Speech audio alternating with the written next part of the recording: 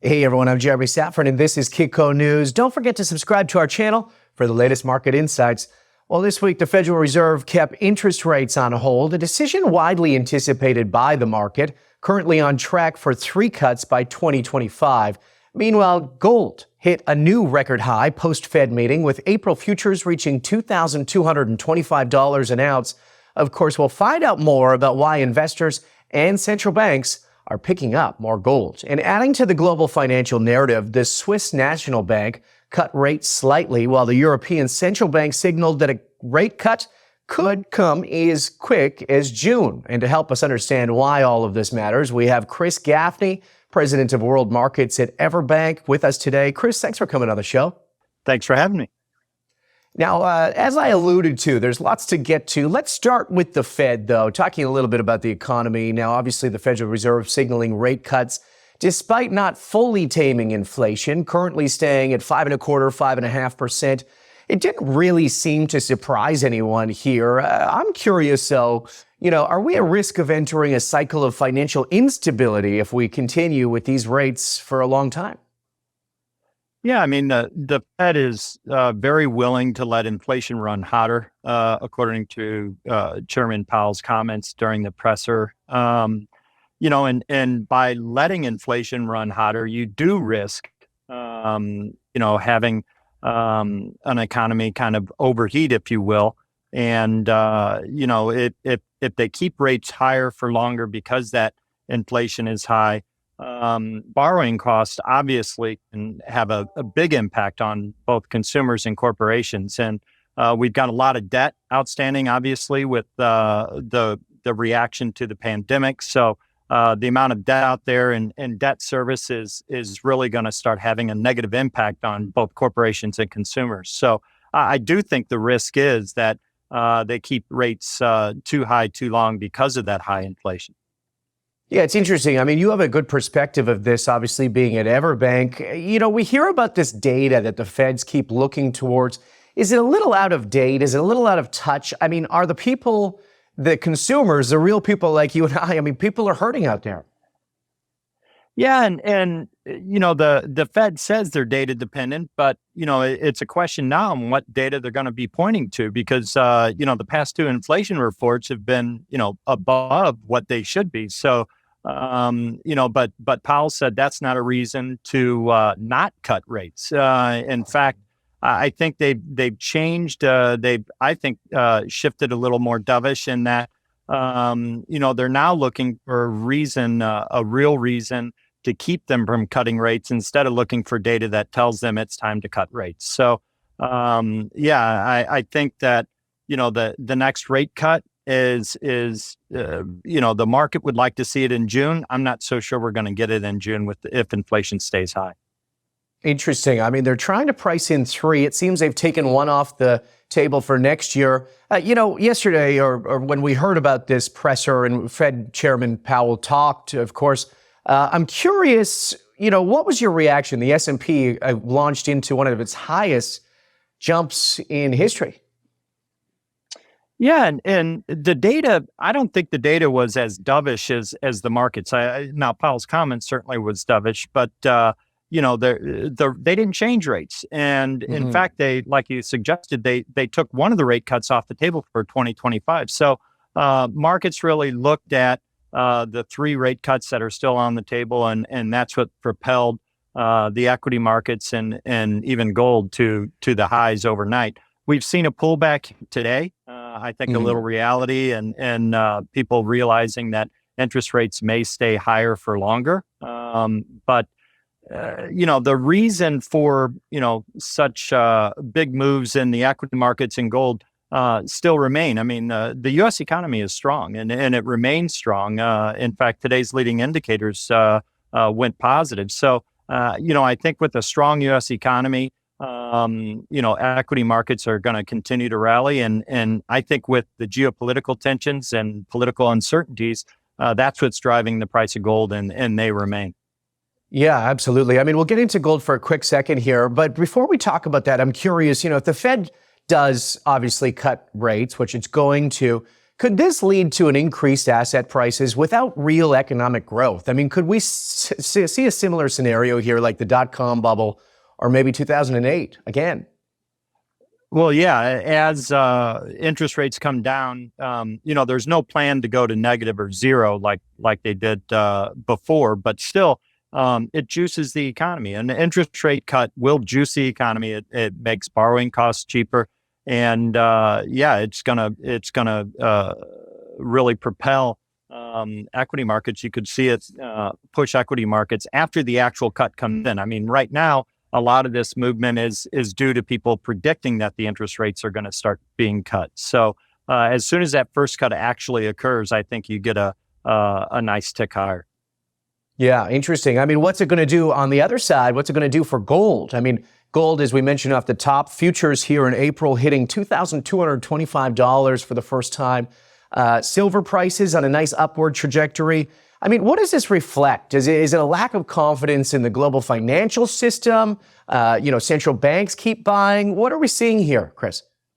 Yeah, we talk to a lot of consumers here at EverBank World Markets on purchasing the precious metals, and the reason they're purchasing is uncertainty. They look at gold as an uncertainty hedge, as a hedge against geopolitical tensions and so forth. So I think that continues, and in fact, we're only getting more uncertainty with the presidential election coming up, and the ongoing war in Ukraine and Gaza.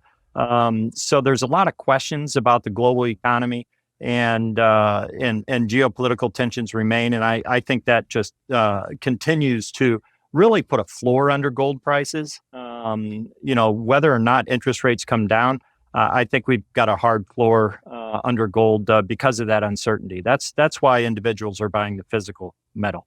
Interesting. I mean, yeah, we're obviously seeing some increased inflows, even on the ETF side too. Short-term risk, though, let's talk a little bit about that. I mean, the U.S. dollar could strengthen here, higher U.S. interest rates. There might be some profit taking. Let's talk a little bit about the expectations and what people should be watching for in the short term.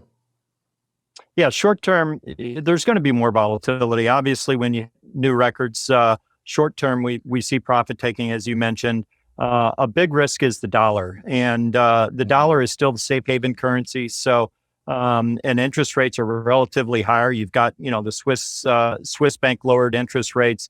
Bank of England, the European Central Bank are both talking about cutting interest rates. So, as long as the U.S. keeps interest rates unchanged, relatively, U.S. interest rates will be rising if the rest of the world is cutting. So that strengthens the dollar, and a strong dollar is negative for gold and commodities that are priced in dollars. So makes them more expensive. At the same time, higher interest rates, of course, for non-interest bearing assets such as gold, that also hampers upside or reduces the upside on gold. So short term, Right. we think some choppiness in the markets as you would expect, but the long-term trend is still there. Again, the underlying factors that have pushed gold to new highs remain. So I think long-term trend is in place. It's one of these markets where you buy the dips. If you do see big sell-offs, you take advantage to add to your position or start a new position if you don't have one. So is the anticipation then that once obviously the Fed starts cutting interest rates, the U.S. dollar will weaken and we're going to see gold move up again? Can we see some new highs? Oh, certainly. And a lot of the big banks are predicting that. The research reports all think that the dollar is going to be weaker at the end of the year, and Right. they do predict new highs for gold. So, the dollar's been on a very long-term bullish run, again, being the safe haven, having higher relative interest rates to those of the rest of the world. That's going to change, I believe. And as the dollar gives back some of the strength that it's held in the past several years, I think that's positive for gold. Yeah, Chris, I mean, you just mentioned you're talking to a lot of consumers, a lot of clients there over at EverBank. When you talk to them about gold, do they bring up silver? I mean, silver's kind of playing catch up here. I know I talked to one analyst last week and they were saying that they're kind of decoupled now. This ratio doesn't make sense and they're kind of decoupled. I'm curious about your thoughts as we're in this world where Costco's selling silver now. Well, and Costco's selling gold too. I think you mentioned Costco.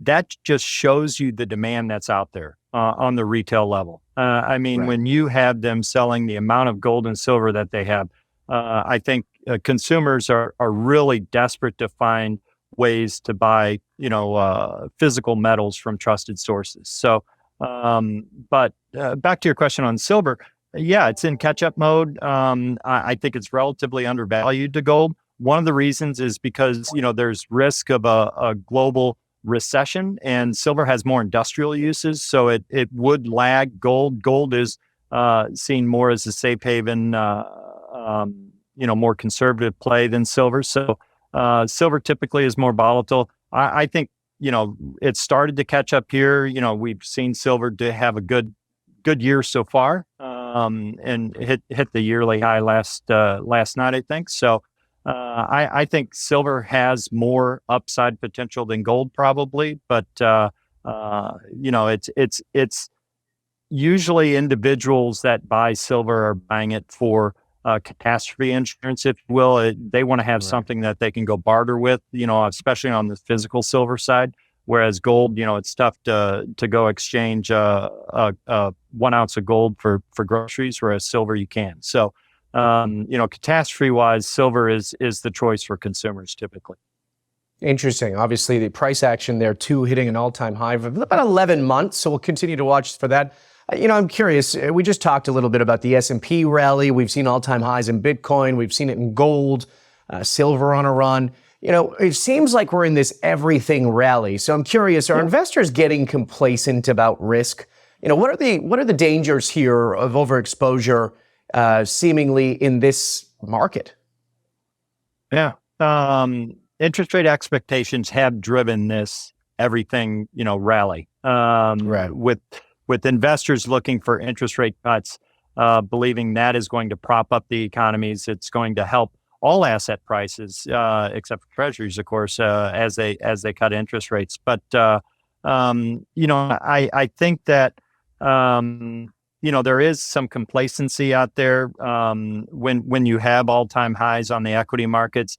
It's always smart to have a diversified portfolio. That's where diversification comes in, really shines, is when not everything is going to go in one direction all the time. So you want to diversify your portfolio, have most of your allocation into the equities, have some bonds, but precious metals plays a very important part of that diversification strategy. What are you watching over at the bank in terms of world policies? We're seeing Japan and China undergo serious and significant policy shifts.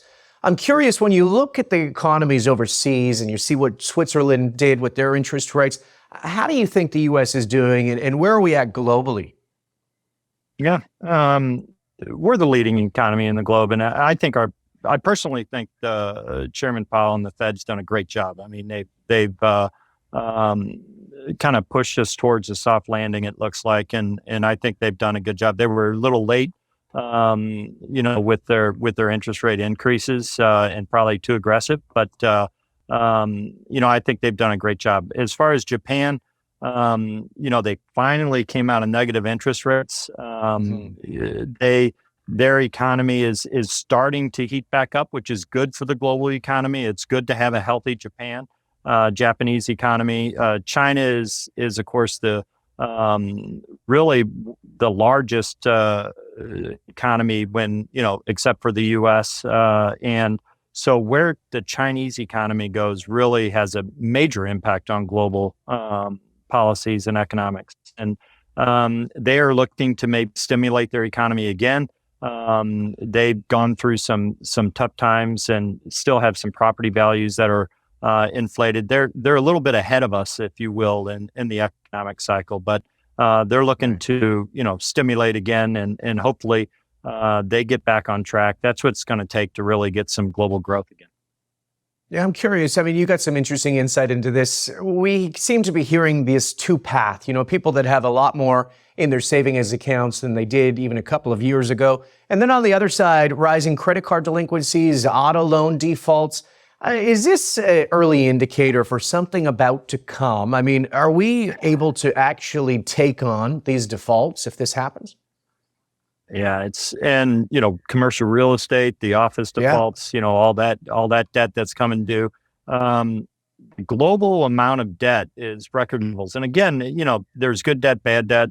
We needed to borrow to get out of the pandemic, but the level of debt right now is pretty outstanding, and that's the biggest worry, I think, to me, in my mind, is debt service at these interest rates, even normal interest rates. These aren't even high interest rates necessarily, but it creates a burden even at normal interest rates on the amount of debt service out there. So global debt levels are a big, major concern, and that's something we've got to keep an eye on to see. It's easy to borrow, but hard to pay those down, and that's what we're going to waiting to see. If and central banks, I think. You mentioned central bank buying a gold. I think that's one of the reasons central banks are buying the precious metals right now and gold, adding to their gold reserves.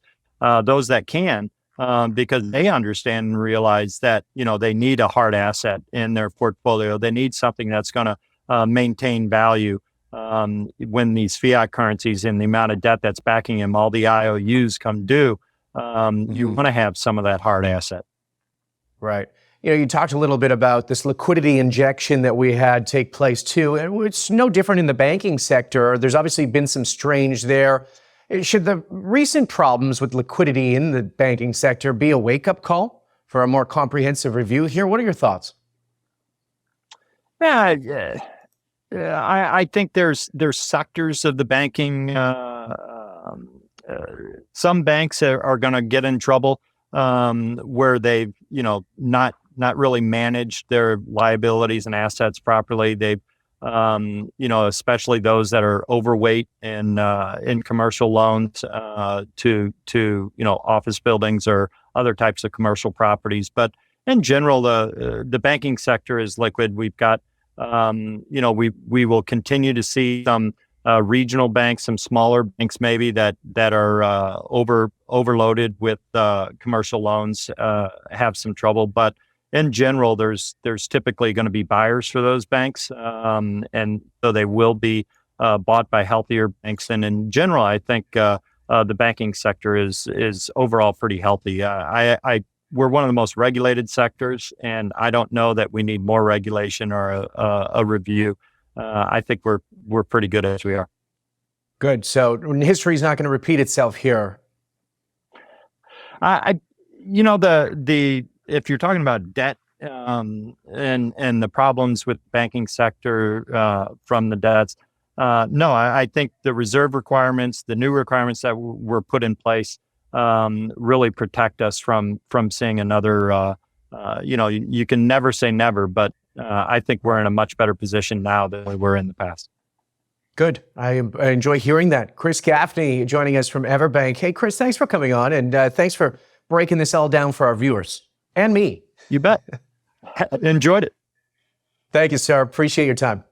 And thank you, obviously, to our loyal viewers. Don't forget to subscribe to our YouTube channel and leave a little like and a comment. I like to see those, and I do read them. I'm Jeremy Szafron for Kitco News. We'll see you next time.